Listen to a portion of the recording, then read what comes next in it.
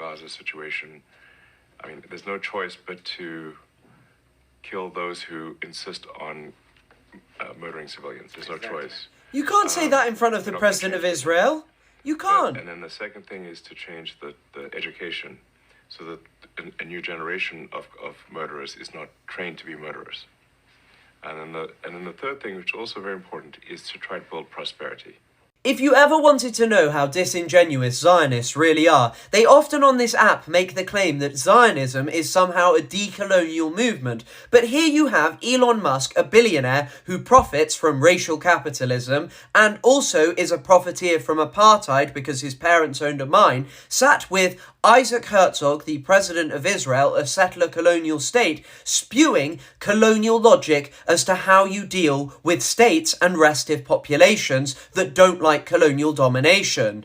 Elon Musk's solution for what's currently happening in Gaza completely ignores 75 years of brutal occupation of Palestinian territory, and it makes it sound as if Palestinians are a completely irrational people who just hate Jewish people for no reason. But this is standard practice of settler colonies. Of the Native Americans, Chief Justice John Marshall wrote that the tribes of Indians inhabiting this country were fierce savages whose occupation was war and whose subsistence was drawn chiefly from the forest. To leave them in possession of their country was to leave the country a wilderness. All of the settlers' crimes in the settler-colonial dynamic can be washed away by this paradigm. The white European settlers of the Americas who committed some of the most unimaginable atrocities against the Native American people who lived there before are transformed into victims of violent savages rather than the people who instigated that violence by settling Native American territory and brutalizing Native Americans.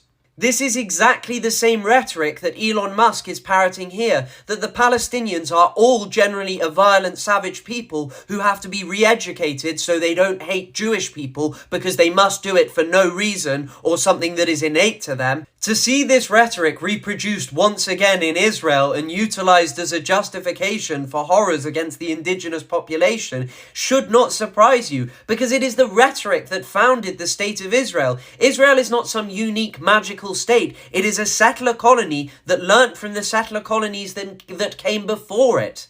In the words of Patrick Wolf, in the annals of settler colonialism, Zionism presents an unparalleled example of deliberate, explicit planning.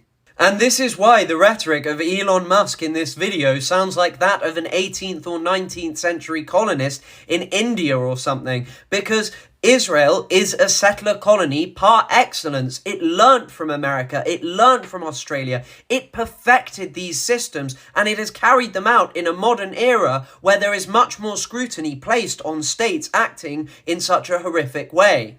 And this is so incredibly important because the only way for there to be meaningful peace for both Palestinians and Israelis is for Israel to interrogate its nature as a settler colony and change how it acts, because historically stealing people's land has always led to violence.